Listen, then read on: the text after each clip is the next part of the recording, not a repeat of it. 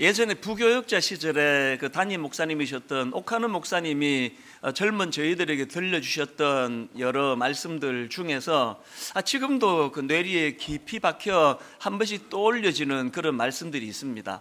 예를 들면은 그 목사님께서 그 신학생 시절에 이제 어느 교회에 교육준서로 부임을 하셨나 봅니다.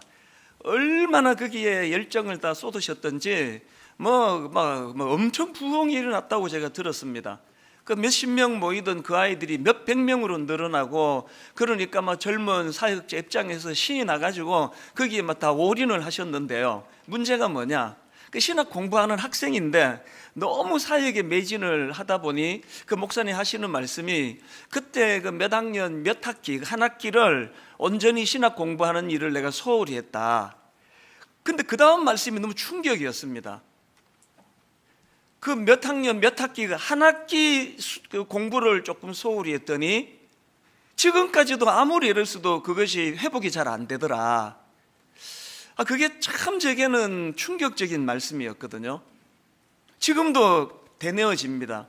오늘 이 순간 이 시기에 해야 되는 일들을 놓치면 이거는 그 팔로우 하기가 그만큼 어렵다는 그 메시지로 들려지다 보니까 늘 일상에서 최선을 다하는 것이 얼마나 중요한가를 저는 목사님의 음성이 들리는 것처럼 제게 교훈이 될 때가 있습니다. 또 그런가 하면 또 이런 말씀도 기억이 나는데요. 이제 은퇴를 얼마 남지 않은 그 기간에 목사님이 그냥 독백처럼 툭 던지신 말씀으로 기억을 합니다. 무슨 말씀을 하시는가 하니까, 이제 내가 목회가 뭔지 조금 알 것 말 듯한데 이제 목회가 뭔지를 좀 알 것 같으니까 내 시기가 끝나버렸다. 은퇴할 때가 되었다. 이게 제게 왜 충격이 되는가 하면 여러분 모두도 다 인정하시겠지만 옥하는 목사님은 적어도 제가 만난 이후로 제가 아는 바로는 곁눈질하면서 세월을 낭비한 적이 한 번도 없는 분이에요. 온전히 인생을 이 목양을 향하여 그거 하나만을 놓고 달려가고, 어떤 면에서는 자녀 교육도 좀 희생이 있고 가정도 돌보는 일이 좀 참 마음이 아프시고 그렇게 필요할 정도로 집중해서 한 곳을 향해 달려가신 그분도 시간이 모자란다는 거예요. 이게 참 충격이 됐는데 지금도 마찬가지입니다. 이게 인생의 재료가 이것도 결핍이고 저것도 부족하고 그래서 우리가 어려운 게 많은데 그 중에서 이 시간이 충분하지 않은 거, 이게 얼마나 우리로 하여금 긴장을 하게 만드는지 모릅니다. 그 생각을 할 때마다 저는 그 목사님의 육성이 막 들리는 것 같습니다. 제가 지난 송구 영신 예배를 마치고 우리 새아이에게 문자로 그 나폴레옹이 했던 경구 하나를 보내줬거든요. 이런 내용입니다. 오늘의 불행은 언젠가 내가 잘못 보낸 시간의 보복이다. 지난 연말부터 계속 이 나폴레옹의 경구가 제 마음에 되뇌어지는 겁니다. 오늘의 불행은 언젠가 내가 잘못 보낸 시간의 보복이다. 지나간 건 할 수 없고 오늘 내가 이 시간을 잘못 사용하면 더 나이가 든 어느 시점에서 그것이 나를 복수한다. 뭐로 의미하겠습니까? 하루하루 최선을 다해 살아가는 것의 중요함을 일깨우는 그런 경고 아닙니까? 그런가 하면은 새해 들어가지고 또 제 마음이 울림이 되는 영화 대사 하나가 또 있는데요. 인생을 낭비한 죄, 시간을 낭비한 죄. 이거는 그 빠삐용이라는 유명한 영화 대사에 나오는 한 대목인데요. 이제 그 주인공이 자기 아내를 죽였다는 억울한 누명을 쓰고 이제 감옥에 갑니다. 늘 그게 이제 억울하다 보니까요, 이제 깜빡 잠이 들었는데 꿈에 그 지옥의 재판관을 만납니다. 그래서 이제 꿈에서도 이제 호소를 하는 거예요. 재판관님, 저는 결백합니다. 저는 제 아내를 죽이지 않았습니다. 그랬더니 그 지옥의 사자가 하는 말이, 나도 안다. 그래, 너 사람 죽이지 않았다. 너는 살인과는 관계가 없다. 그렇다면 내가 무슨 죄로 이런 고통을 받아야 합니까? 그랬을 때 그 지옥의 재판관이 한 말이 이겁니다. 그것은 인생을 낭비한 죄, 시간을 낭비한 죄이다. 원래 들어와가지고 이 짧은 대사가 자꾸 내 마음에 되뇌어지는 겁니다. 시간을 낭비한 죄. 이런 것들이 자꾸 이제 제 마음에 되뇌이다 보니까 오늘 본문 에베소서 5장 16절 말씀도 자꾸 묵상을 하게 되는 겁니다. 세월을 아끼라 때가 악하니라. 이 때가 악하다는 이 표현이 뭘 의미하는지는 여러 의미가 있겠지만, 여러분, 이 세상이 악하면 악할수록 우리 시간 도둑질을 많이 해먹는다는 그 차원으로도 이 말씀을 읽을 수 있는 거 아닙니까? 오늘날 저는 이 시대 청소년들이 불행한 게 난 그거라고 생각합니다. 시대를 잘못 만나가지고 괜히 이거 무슨 스마트폰이니 이거 별 필요도 없는 이런 걸 만든 이후에 이 청소년 길을 보내다 보니 시간 도둑질을 얼마나 많이 당합니까? 정신을 차릴 수가 없습니다. 그건 어른들도 마찬가지예요. 세월을 아끼라 때가 악하니라. 여러분, 여기 나오는 아끼라 이 단어는 헬라어로 엑사고라조라는 단어인데요, 이 단어는 원래 사다, 대가를 지불하고 구해내다, 이런 뜻을 가진 단어입니다. 이게 뭘 강조하는 표현입니까? 그만큼 내게 주어진 시간이 소중한, 내 가진 모든 걸 다 주고 반드시 사야 되는 금은 보화와 같이 중요한 게 그게 바로 내게 주어진 시간이다, 이걸 강조하기 위한 그 표현 아니겠습니까? 그러다 보니까 참 하나님께는 감사하는 일인데요, 요즘에 제 하루하루의 삶이 계속 이런 부분으로 좀 기도 제목이 떠올려지는 그런 상황입니다. 저희 어머니는 이제 연세가 96세가 되시다 보니까 이제 노심초사 막내 아들 위하는 마음밖에 없으신 것 같아요. 그래서 전화를 드리면 거의 매일 똑같은 말씀을 하세요. 연세가 이제 들어가시는 그런 특징이기도 한데요, 하여튼 전에는 안 그러셨거든요. 주를 위해 충성해라, 늘 충성해라, 이런 말씀하셨는데 요즘에는 전화만 드리면 힘들어서 어떡하니, 얼마나 힘드니, 계속 그런 말씀을 하세요. 죽을 것 같지, 이런 말씀도 하세요.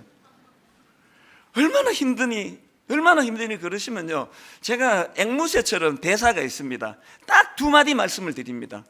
첫 번째 마디가, 엄마, 우리나라 사람치고 이 정도 수고 안 하고 밥 먹는 사람 아무도 없습니다.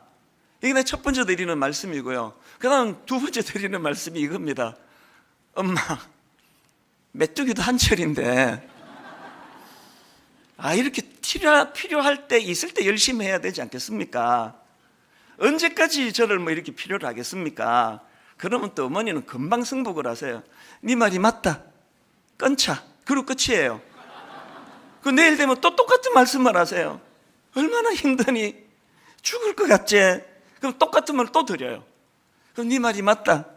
이게 지금 계속 반복이 되는 그런 일상을 보내고 있는데요, 사실 저희 어머니께 드리는 제 답은 이거 정직한 제 고백입니다. 진심입니다. 이게 나 같은 촌놈을 하나님이 이렇게 쓰임새 있도록 인도하시는데 이게 얼마나 감사한 일이며, 그리고 메뚜기 한철 아닙니까? 이제 60이 됐는데 언제까지 제가 이렇게 쓰이겠냐고요. 그래서 제가 요즘에는 이런 생각을 하면은 이게 이제 군가처럼 계속 이제 되뇌어지는 찬양이 하나 있는데요. 어두운 밤 쉬되리니 내 직분 지켜서 찬 이슬 맺힐 때에 즉시 일어나 해 돋는 아침부터 힘써서 일하라.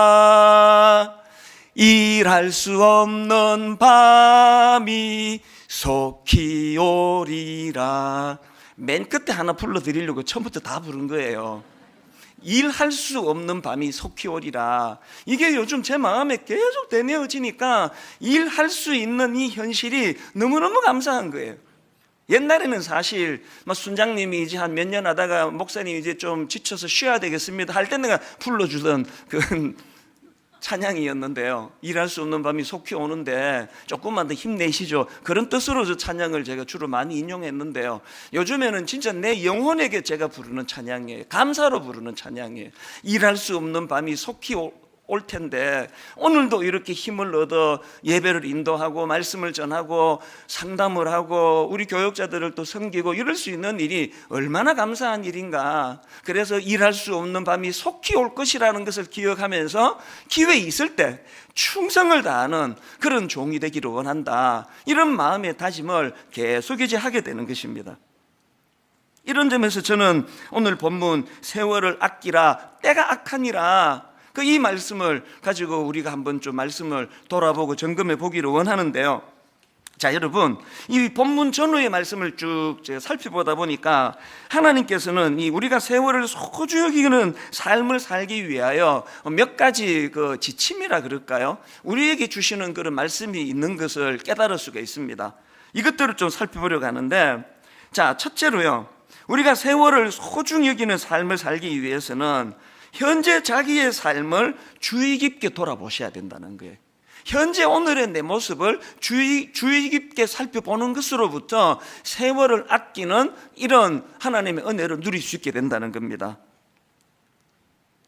에베소서 5장 16절에서 세월을 아끼라 때가 악하니라 이 말씀 바로 앞에 이런 말씀이 나옵니다. 15절 세 번역으로 보니까 그러므로 여러분은 어떻게 살아가야 할지를 살피십시오. 그 세월을 아끼라는 이 권면의 말씀이 나오기 전에 먼저 어떻게 살아야 할지를 살피라는 거예요. 헬라어로 보면 여기 나오는 살피라는 이 단어는요, 그냥 보다 살펴다 이 정도가 아니고 아주 주의 깊게 관찰하는 차원에서 살피는 겁니다. 저나 여러분이 나중에 나폴레옹처럼 유배지에 가가지고 돌이킬 수도 없는데 지금 내가 겪고 있는 이 여러 가지 것들이 너무나 후회된다는 그런 토로를 하기 싫으시면은 기회 있을 때 우리를 살펴야 돼요. 나 이렇게 살아도 되는지, 시간을 이렇게 낭비해도 되는지. 제가 이번에 미국에 가서 20대 초반에 대학 다닐 때 친구들을 몇 명을 만났더니요, 하나같이 제게 교훈이 되는 거예요. 한 친구가 하는 말이, 이제 나이가 좀 들어가면서 너무너무 후회되는 게 뭐냐, 왜 그 쓸데없는 하나도 중요하지 않은 것에 그렇게 인생을 내가 낭비했는가. 대인관계도 이야기하더라고요. 조금만 품어버리면 되는데, 조금만 용납하면 되는데 그거를 시시비비를 가리느라고 그런데 에너지를 왜 이렇게 많이 낭비했는지 모른다고. 너무 와닿았습니다. 여러분, 우리를 살펴야 돼요. 이 소중한 시간을 아무것도 아닌 일에, 누구 미워하는 일에, 분노하는 일에, 세월을 아끼기 위해서는 지금 내가 어떻게 살아가고 있는지를 아주 주의 깊은 관찰력을 가지고 그렇게 자기를 살펴야 된다는 겁니다. 이 거북이는 느려도 행복하다, 이런 그 제목의 책이 있는데요, 그 책에 보면은 우리가 잘 아는 그 토끼와 거북이를 가지고 이제 설명을 하는데, 어떻게 느림보 거북이가 그 빠른 토끼를 이길 수 있었는가, 그걸 이제 재밌게 분석한 대목이 있더라고요. 느림보 거북이가 어떻게 그 빠른 토끼를 이길 수 있었느냐, 먼저 중요한 거는 무엇을 상대하느냐의 문제라는 겁니다. 토끼는 상대방 거북이를 상대했지만 거북이는 토끼를 상대한 게 아니라 결승점을 상대했다는 게, 결승점까지 완주하는 것이 그의 목표지 거북이는 토끼를 이기는 게 목표가 아니었다. 오히려 이게 승리의 비결이다. 그러면서 이제 바로 연이어가지고 같은 맥락에서, 그러다 보니까 토끼는 계속 상대방 거북이를 의식하면서 시합에 임했지만 거북이는 상대방 토끼가 아니라 결승점을 향해서, 그의 시선은 항상 결승점에 고정이 되어 있었기 때문에 결국은 토끼가 거북이를 이길 수 없고 거북이는 토끼를 눌러 이길 수밖에 없었다. 이 간단한 또 뻔한 이야기지만 참 이게 주는 메시지가 저에게 많은 교훈이 됐습니다. 이 세상은요, 우리가 토끼가 되기를 원해요. 끊임없이 비교하게 만듭니다. 하나님께서는 우리는 상대방을 초점을 두고 사는 인생이 아니라 각자에게 맡겨주신 하나님의 완주 지점, 결승점을 향해서 달려가라. 그래서 저는 요즘에 또 쭝얼쭝얼거리는 찬양이 있는데요, 다른 사람 어찌든지 나 주님의 군사 되어, 그 다른 사람 어찌든지 계속 비판하고 계속 지적하고, 너는 왜 안 하는데? 그런데 시간을 허비하지 않는 거예요. 다른 사람은 어찌하든지 그건 그분과 하나님과의 관계고, 다른 사람은 어찌든지 나는 상관하지 않고 나는 주님의 군사가 되어 앞을 향해 달려가겠다. 이게 여기에 나오는 거북이의 모습이라는 겁니다. 그러다가 보니까 토끼는 늘 상대방을 의식하다 보니까 좀 빠르다 싶으면은 우월감에 빠져가지고 잠깐 그 경기 중에 얼마나 그거 무리한 짓이에요. 낮잠 막 자버리고. 그러다가 또 이제 시합에 지면은 또 그런 부류의 사람들은 내가 저런 것도 못 이겼다고 막 열등감에 빠져가지고 우울하고, 그게 인생이거든요. 하나님은 우리가 토끼가 아니라 거북이가 되기를 원한다는 겁니다.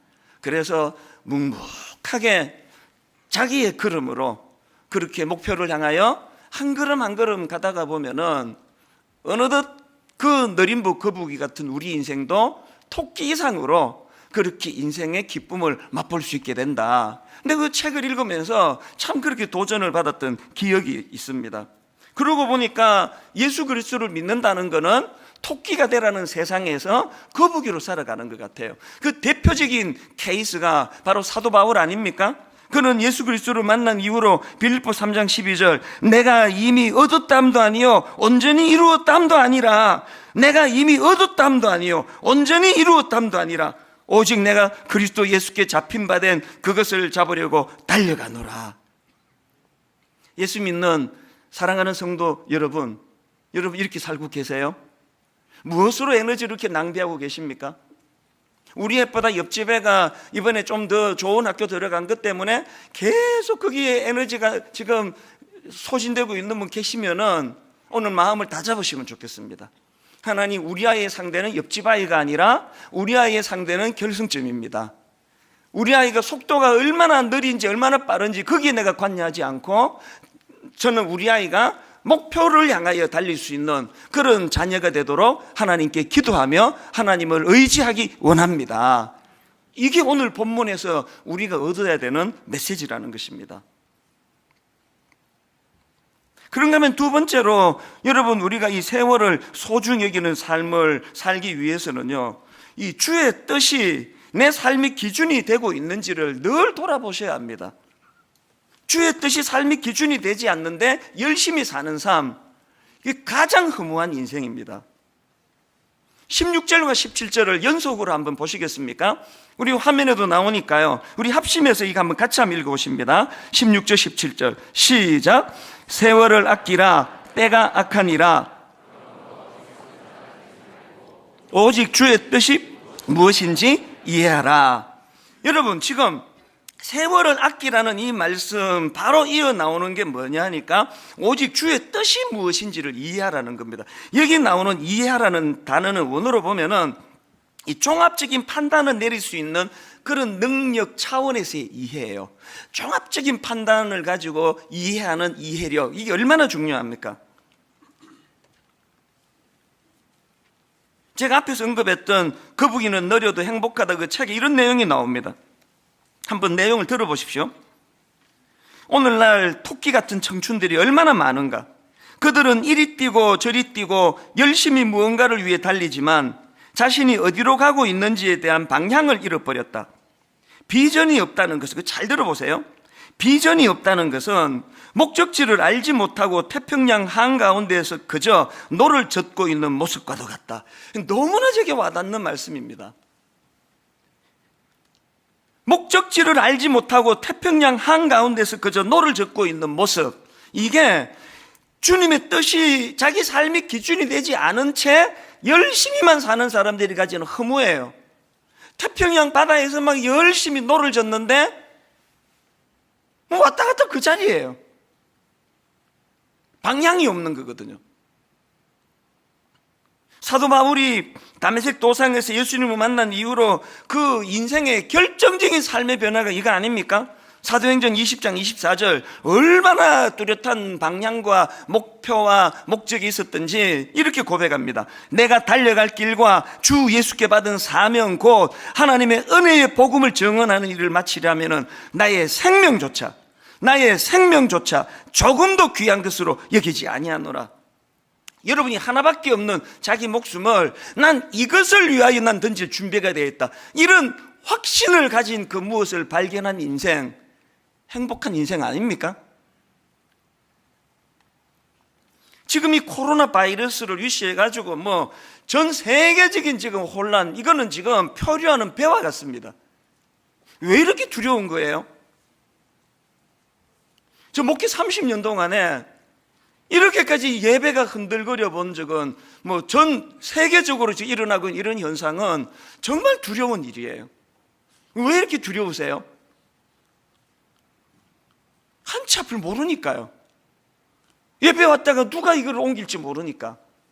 그냥 두려운 거예요. 공포스러운 거예요. 그저께 저랑 가깝게 지내는 어떤 교수님이 이 시대 현상을 참 역시 전문가들은 달라요. 딱 세 줄로 딱 분석한 글을 제게 보내왔습니다. 딱 첫 줄이 이렇습니다. 모든 시대. 화면으로도 좀 부탁을 했거든요. 모든 시대, 권위자가 있던 시대, 포스트 모던 시대, 이 시대죠. 포스트 모던 시대, 권위가 상대화되는 시대, 포스트 모던 시대, 각자가 신이 되는 시대. 딱 이 하나로 이 시대 현상을 설명을 했더라고요. 뭐 그런 그 뉴스 신문 기사 다 읽으셨겠지만요, 2000년대 이전에는 이런 종류의 바이러스를 듣지도 보지도 못했다는 거예요. 왜 자꾸 이런 일이 발생을 하는 겁니까? 각자가 신이 돼버리니까요. 각자가 기준이 돼버리니까요. 절대적인 어떤 중심이 없다가 보니까 태평양 바다에서 노는 열심히 졌는데 어디로 가는지 아무도 몰라요. 이것이 집단화가 되니까 저는 너무 공포스러운 게요. 뭐 이거야 뭐 이제 또 뭐 곧 끝나겠죠. 어떤 괴물 같은 게 또 치고 들어올지, 무엇이 우리를 위협할지 알 수 없는, 한치 앞도 알 수 없는 이런 시대가 돼버린 게 왜 그러냐? 저는 이게 잠언 21장 5절에서의 말씀과 맥락이 있다고 생각하는데요. 잠언 21장 5절을 보십시오. 부지런한 자의 경영은 풍부함에 이를 것이나 조급한 자는 궁핍함에 이를 따름이니라. 보통 우리가 알기로 부지런한 거에 반대되는 개념은 게으른 거 아닙니까? 부지런한 자에 반대되는 개념은 게으른 자인데요, 여기 보니까 부지런한 자의 반대 개념이 조급한 자라는 거예요. 여기 나오는 부지런한, 이건 히브리어로 하루츠라는 단어인데요, 이 하루츠라는 단어가 형용사로 사용이 되면 날카로운, 부지런한 이런 의미로 사용이 되는데, 이게 명사형으로 사용이 되면 단호한 결의, 이런 뜻으로 사용이 된다는 겁니다. 그래서 그 트럼프 롱맨 교수 같은 분은 이 구절을 설명하면서 이 부지런한 자를 결의가 굳은 자로 해석을 합니다. 결의가 굳은 자의 특징이 뭐라고요? 조급하지 않다는 겁니다. 결의가 굳은 자, 그리고 또 이 부지런함의 반대말이 이게 조급함이라고 한다면, 우리는 게으른 문제는 뭐 해결이 됐는지는 모르지만 오늘 이 시대 대부분의 사람들이 이 조급함의 문제, 그래서 저는 이 구절을 쭉 묵상을 하다가 여러 번 말씀드린 시편 1편에서 분류하는 두 군상, 바람직한 인간의 모습과 바람직하지 못한 인생의 모습, 성경이 바람직한 인생으로 묘사하는 3절을 보시오. 시편 1편 3절. 그는 시냇가에 심은 나무가 철을 따라 열매를 맺으며 그 잎사귀가 마르지 아니한 같으니 그가 하는 모든 일이 다 형통하리로다. 그 다음에 바람직하지 못한 인생, 지혜롭지 못한 인생, 악인으로 표현되는 4절입니다. 악인들은 그렇지 아니하며 오직 바람에 나는 겨와 같도다. 이 조급한 자 아닙니까? 오늘 이 시대는 바람에 나는 겨와 같은 인생이 바람직한 인생이라 그럽니다. 새벽에 일어나 밤 늦게까지 달리고 시류에 민감하고 시사 잡지 몇 개씩 읽어보고 늘 민첩하게 움직이는데 바람에 나는 겨예요. 향방 없이 막 정신없이 분주하게 사는데 막 숨이 안 쉬어질 정도로 바쁘게 사는데 태평양 바다에서 노젓고 있는 거예요. 맨날 그 자리예요. 그래서 허무한 거 아닙니까? 그렇기 때문에 우리는 세월을 아끼는 삶을 살기 위해서는 내가 얼마나 부지런히 살고 있느냐 이것도 점검해야 되지만 뭘 점검하셔야 됩니까? 주의 뜻이 내 삶의 기준이 되고 있는가? 다른 말로 내게는 뚜렷한 삶의 기준이 있는가? 나는 비록 느리지만 거북이와 같이 목표 지점이 뭔지를 정확하게 파악하고 있는가? 그 목표 지점을 향하여 발걸음을 내딛고 있는가? 빠른 것만이 능사가 아니잖아요. 그런가 하면은 마지막 세 번째로 이 세월을 아끼는 삶을 위해서는 성령님에 의해 충만하게 되어야 된다는 사실을 늘 우리가 되돌아보셔야 되는 겁니다. 내가 지금 제대로 가고 있는지 점검하는 것도 중요하고, 그리고 또 예수 그리스도가 내 삶의 기준이 되는가를 돌아보는 것도 중요하지만, 궁극적으로는 그 일을 이루시는 분은 내 안에 성령님의 도우심이라는 걸 정확하게 알고 있어야 된다는 그 얘기예요. 그래서 18절에 보니까 술 취하지 말라, 이는 방탕한 것이니 오직 성령으로 충만함을 받으라. 여러분, 왜 16절에서 세월을 아끼라는 말씀이 있는데 바로 그 다음 9절에서 성령으로 충만함을 받으라는 말씀을 여기서 거론하겠습니까? 우리 모든 삶의 영역에 성령으로 충만함이라는 것이 절대 필수 조건이지만, 이 세월을 아끼는 문제에도 성령님의 인도하심이 필요하다는 겁니다. 그리고 여러분 다 아시지만 이 성령 충만을 설명하면서 바로 앞에 술 취하지 마라, 술 취하지 마라. 경험해 보신 분은 다 아시겠지만 이 술에 취하면은 평소에 자기가 갖고 있던 판단력, 분별력, 자제 다 잃어버리는 거 아닙니까? 그래가지고 그렇게 평소에 점잖던 어떤 교수님이 술자리에서 그만 실수를 하는 바람에 교직에서 그렇게 강제로 떠나는 그런 일이 일어나고, 정치가들에게도 그런 일이 일어나고, 그 모든 것들이 술의 영향력 아래 놓여 있기 때문에, 이런 점에서 저는 한국 초대교회에 내 머리 숙여 내 고맙게 생각합니다. 술 마시지 마라. 우리는 적어도 그런 실수할 일은 없거든요. 왜 성령으로 충만하라는 이 말씀을 술에 취하는 것으로 비교해서 설명을 하는지 아시겠죠? 이거 영향력의 문제라는 겁니다.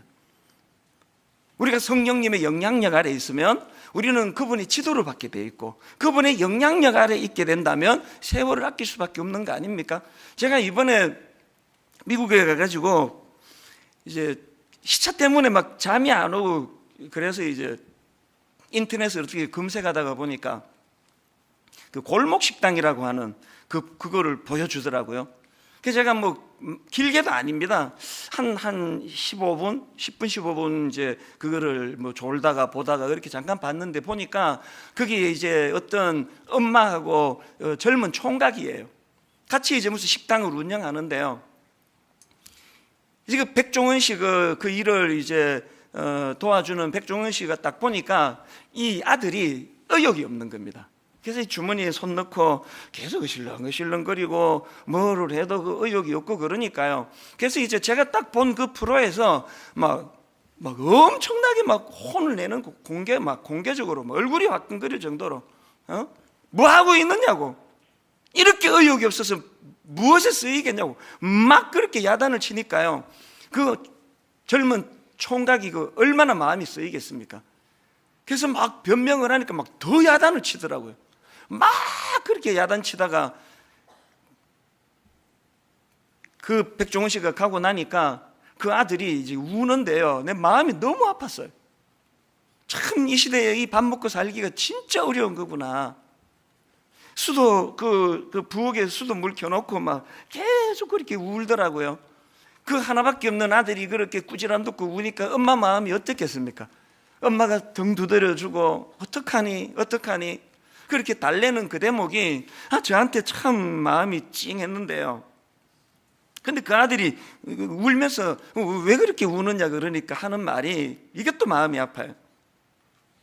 자기가 전에는 인생에 어떤 의욕도 있었고 계획도 있고 그랬는데 내가 어쩌다 이런 거 다 잃어버리게 된지 모르겠다고, 어쩌다가 내가 이러고 있나, 그래서 그렇게 운다고 그런 요지의 이야기를 하더라고요.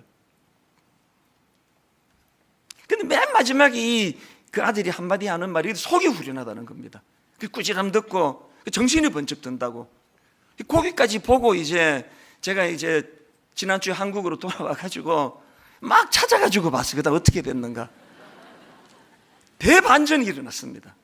그 짧은 일주일 사이에 이 아들이 대호각성하고 그 백종원 씨가 가르쳐주시는 그 조리법을 가지고 뭘 하나 개발해내고 음식 맛이 확 달라지고, 그냥 잠깐 그 프로를 보면서 제 마음에 무슨 생각이 스쳐 지나갔느냐 하니까요, 이게 나이가 들어갈수록 참 가슴 아픈 현상이에요. 나한테는 백종원 씨 같은 좋은 자가 없는데, 옥하는 목사님 돌아가실 때 제일 슬펐던 게 그거예요. 목사님 계실 때는요, 딱 화요일에 전화가 오세요. 월요일 하루 쉬게 내버려 두시고 화요일 오후에 전화가 오세요. 네 설교 잘 듣고 있다. 그 한마디에 모든 게 다 들어있는 거예요. 네 설교 잘 듣고 있다. 늘 긴장하고 늘 조심하고 한 번씩 찾아뵈면은 이렇게 지적을 해주시고 그랬는데, 옥하는 목사님 돌아가시고 제가 나이가 60살이 되고 이러다가 보니까 저에게는 그렇게 지적해 줄 백종원 씨 같은, 옥하는 목사님 같은 분이 안 계세요. 그래서 제가 이 프로를 보고 며칠 시간이 지나고 마음에 불쑥 든 생각이 뭐냐 하니까, 그래서 내가 의지해야 되는 것은 성령님. 저를 누가 따끔하게 지적해 주시고 목회 어떻게 그렇게 하느냐고 혼을 내주시던 담임 목사님이 계시지 않기 때문에 저에게는 성령으로 충만하기 원합니다. 성령님 저를 지도해 주시고 깨우쳐 주시고 가르쳐 주시고 때로는 책망하시고. 여러분, 저는요, 내 인생의 마지막에 나폴레옹처럼 유배지에서 오늘의 불행은 언젠가 내가 잘못 보낸 시간의 보복이다, 이런 무기력한 소리 하면서 인생을 끝내고 싶지 않습니다. 누가 그러고 싶겠냐고요. 기회가 없는데, 유배지인데. 오늘 하나님께 우리에게 다시 기회를 주시기 때문에 저도 힘을 낼 것이고요, 오늘 말씀 듣는 모든 성도님들도 같이 힘을 내시기를 원합니다. 성령님을 의지하여 더욱 성령으로 충만하여 그분이 저를 견인해 주셔서 의욕을 잃어버린 그 TV 프로에 나오는 그 젊은 청년처럼 그 따끔한 지적 앞에 다시 한번 힘을 얻어 달려가는 그런 성령님의 인도하심으로 인해 삶의 의욕이 회복이 되고 잘못된 방향이 되찾아지는 그런 믿음의 성도님들 되시기를 바랍니다. 내 삶에 그 지표 같은 말씀이 하나 있는데요, 요한복음 19장 30절입니다. 예수께서 신 포도주를 받으신 후에 이르시되 다 이루었다 하시고 머리를 숙이니 영혼이 떠나가시니라. 예수님은요, 이 마지막 이 한마디를 선포하시기 위하여 모든 걸 견뎌내시고 결국은 다 이루었다.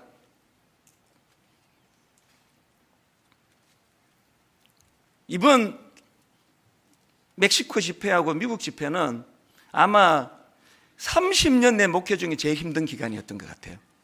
우선 그 미국 비행기 타기 일주일 전부터 아파가지고요, 계속 아팠거든요. 겨우 추스려가지고 미국에 머물다가 멕시코로 갔는데, 알고 보니까 이 멕시코 시티는 이게 고산지대예요. 백두산보다 조금 낮대요. 그래서 비행기에서 내리면서부터 두통이 오기 시작해서 이게 무슨 일인가 몰랐는데 체력이 약해져 있으니까 계속 이 두통으로 시달리고요. 그러다가 또 좀 있다가 또 설사가 막 계속 그치지를 않아가지고 정말 힘들었습니다. 그런데 너무너무 신기하게도요, 계속 머리 아프다가 저녁 집회가 되면은 잠깐 괜찮고, 설교 끝나고 오면 또 머리 아프고, 설사도 또, 하긴 좀 지저분한 얘기를 했는데 자세히 말씀 못 드리는데요, 마지막 축도 직전까지 이게 지금 아슬아슬한 이런 과정을 계속 거치면서도 그 멕시코 시티 집회가 너무나 하나님 은혜로 손색 없이 잘 치루어졌거든요. 그렇게 하고는 LA로 와가지고 마지막 금요일, 토요일, 주일 저녁 오후까지 집회를 잘 마치고요, 완전히 잘 마치고 바로 짐 싸가지고 공항으로 가는 때부터 아프기 시작하는 거예요. 기침이 나고 지금까지 아파요. 저 지금도 아프거든요.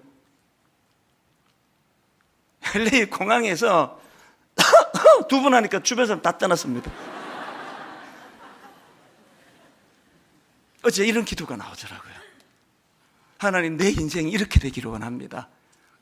얼마나 안락한 2주간의 여행을 잘 보냈느냐를 기뻐하는 것이 아니라 맡겨진 이 사명을 차질 없이 잘 보낸 것을 기뻐하는 인생이 되기를 원합니다. 저는 오늘도 기도해요. 지금도 몸이 컨디션이 안 좋거든요. 아버지, 오후까지만 견디게 해주시고 저녁부터는 아파도 괜찮습니다. 어떻습니까? 약 먹으면 되죠. 사명을 따라 사는 인생, 세월을 아끼고 사명을 따라, 그렇게 우리가 인생이 다 끝나는 마지막 시점에서 참 주님이 하셨던 그 한마디 말씀처럼 다 이루었다, 거북이처럼 나는 누가 뭐라 그래도 목표를 향하여 뚜벅뚜벅 걸어가는 인생이었노라고. 그래서 나폴레옹 제로 유배지에서 오늘의 불행은 언젠간 내가 잘못 보낸 시간의 보복이다, 이런 소리 하면서 인생을 끝내지 아니하는 그런 믿음의 형제 자매님 되시기를 주님 이름으로 축원합니다. 그 일을 성령님이 도와주실 줄로 믿습니다. 우리 이 확신을 가지고 이 찬양 같이 부르시면 어떨까요? 내일 일은 난 몰라요, 하루하루 살아요, 불행이나 요행함도 내 뜻대로 못해요, 험한 이 길 가고 가도 끝천없고 고네요, 주님 예수 팔 내미사 내 손 잡아주소서. 우리 가사를 생각하시면서 말씀을 기억하시면서 내일은 난 몰라요, 하루하루 살아요, 하루하루 살아요, 불행이나 요행함도 내 뜻대로 못해요, 험한 이 길 가고 가도 끝은 없고 곤해요, 주님 예수 팔 내미사 내 손 잡아주소서. 너무나 힘든 이 시대 상황이지만 내일 일은 난 몰라요, 장래일도 몰라요, 아버지여 날 붙드사 평탄한 길 주옵소서. 좁은 이 길 진리의 길, 주님 가신 그 옛길, 힘이 들고 어려워도 찬송하며 갑니다. 여러분, 이런 일이 가능하기 위하여 성령이여 그 음성을 항상 들려주소서. 혼자 던져진 존재가 아닙니다. 내 마음은 정했어요. 변치 않게 하소서. 내일 일은 난 몰라요, 장래일도 몰라요, 아버지여 아버지여 주신 소명 이루소서. 여러분, 저는요 이 찬양이요 너무나 혼미함이에요. 내일은 난 몰라요, 앞으로 어떤 일이 날지는 알지 못합니다, 이 고난이 언제 끝날지 모릅니다. 이런 찬양이 쭉 피력되다가 맨 마지막 결론이 주신 소명 이루소서예요. 다시 말씀드리지만 이번에 멕시코 시티 가가지고 내 대접을 얼마나 잘 받았는지, 미국 가서 얼마나 내가 이번에 잘 지냈는지 이거 하러 간 거 아니거든요.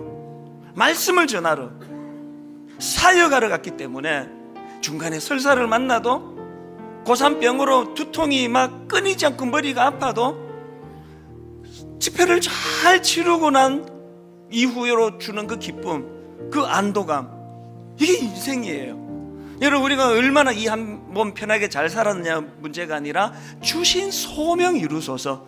하나님, 남아있는 우리 생이 참 아프지 않고 너무 경제적으로 어렵지 않고 그저 편안하게 살아서 행복한 것이 아니라 하나님 주신 소명 이루소서. 우리 2절 찬양 다시 한번 부를 동안에 마음에 그런 결의가 있으면 좋겠습니다. 할 일 많은 이 시대에 하나님 아버지 주신 소명 이루기 원합니다. 좁은 이 길 진리의 길, 좁은 이 길 진리의 길 주님 가신 그 옛길 한번 여러분 선포하십시오.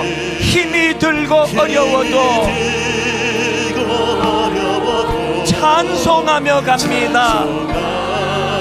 우리 힘으로 할 수 없습니다. 성령이여 그 음성을 항상 들려주소서.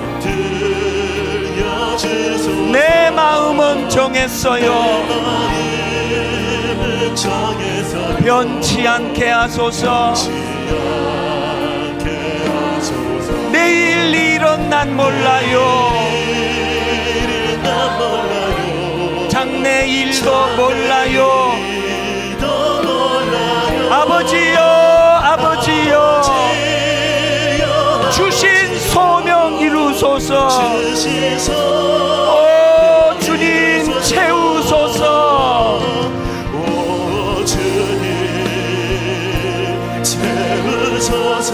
나의 잔을 높이 듭니다. 하늘 양식 내게 채워주소서.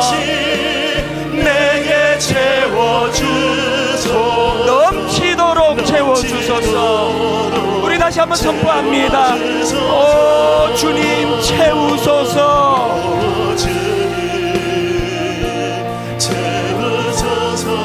나의 잔을 높이 듭니다. 하늘 양식 내게 채워주소서. 넘치도록 채워주소서. 우리 다 자리에서 일어나셔서 우물가의 여인처럼 난 구했네. 뭘 구했습니까? 헛되고 헛된 것들을. 그때 주님 하신 말씀, 내 세매와 생수를 마셔라. 오 주님 채우소서. 나의 잔을 높이 듭니다. 하늘 양식 내게 채워주소서. 넘치도록 채워주소서. 많고 많은 사람들이 찾았었네. 뭘 찾았습니까? 헛되고 헛된 것들을. 주 안에 감추인 보배. 세상 것과 난 비길 수 없네. 오 주님 채우소서. 나의 잔을 높이 듭니다. 늘 높이 듭니다. 하늘 양식 내게 채워주소서. 내게 채워주소서. 넘치도록 채워주소서. 우리 마지막으로 전심을 다하여 선포합니다. 오 주님 채우소서. 채우소서. 나의 잔을 높이 듭니다. 하늘 양식 내게 채워주소서. 넘치도록 채워주소서.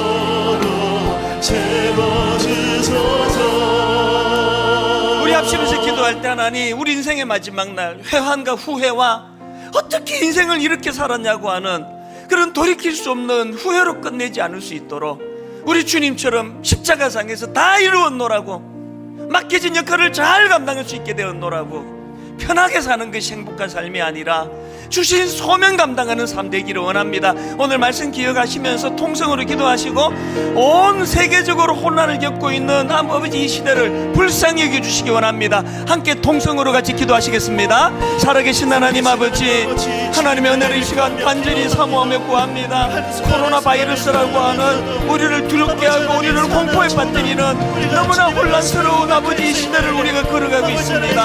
하나님 아버지, 하나님 없는 인생, 하나님 없는 이 시대, 그저 제 멋대로 하나님 자리에 올라가 오늘 이런 재앙과 같은 일들이 끊임없이 일어나고 있는 현실입니다. 우리를 불쌍히 여겨주시고 우리 각자가 회개의 자리로 나아가기를 원합니다. 우리 각자가 회개의 자리로 나아가 주님의 은혜를 구합니다. 주신 성령 이루소서를 고백할 수 있는 믿음과 그런 은혜를 하나님 우리에게 더하여 주시기를 원합니다. 목마른 사슴이 쉬는 물을 찾듯이 이 은혜를 구하며 살아가는 우리의 삶이 되게 하시고 이 은혜 안에 지난 한 주간 돌아보면 너무나 두렵고 불안했습니다. 이게 언제 끝나게 되는 건지, 어디까지 엄습을 하는 건지, 시시각각으로 들려지는 소식들은 우리를 두렵게 만드는데 아무런 대안이 없습니다. 오늘 하나님 없이 그저 태평양 한가운데 열심히 노를 젓고 달려가고 있는데 본이 제자리에 서 있는 이런 허무함이 엄습하는 시대입니다. 오늘 하나님 주신 말씀이 우리에게 새로운 도전이 되게 하여 주시옵소서. 지도자가 사라져버리고 의뢰할 어른이 없고 따끔하게 꾸지람을 들으면서 정신을 차리게 만드는 그런 주변에 지혜자들이 없는 이 시대이기 때문에 더 간절히 성령님을 사모합니다. 성령님, 우리를 인도하여 주시옵소서. 토끼처럼 알량한 자기의 빠른 것을 자랑하며 경쟁자만 의식하며 살아가는 그런 초라한 인생이 아니라 비록 느리게 발걸음을 옮긴다 할지라도 뚜렷한 결승점을 목표로 그것을 머리에 그리고 누가 무엇라 말하든지 나는 이 걸음을 확신을 가지고 걸어가겠노라고 하는 그런 거북이와 같은 결승점을 알고 걸음을 옮길 수 있는 그런 믿음의 형제 자매들 되게 하여 주시옵소서. 전 국가적으로 공포에 두려움에 떨게 만드는 이 무서운 바이러스를 주님께서 잠재워 주시고 아버지, 이것이 우리에게 무서운 교훈이 되어서 기준이 없어져 버린 이 시대에 오직 여호와의 하나님의 말씀이 우리 삶의 기준이 되어야 한다는 사실을 확인하고 확신하는 그런 교훈을 얻는 이 가슴 아픈 현실, 이것이 우리의 교훈이 되게 하여 주시옵소서.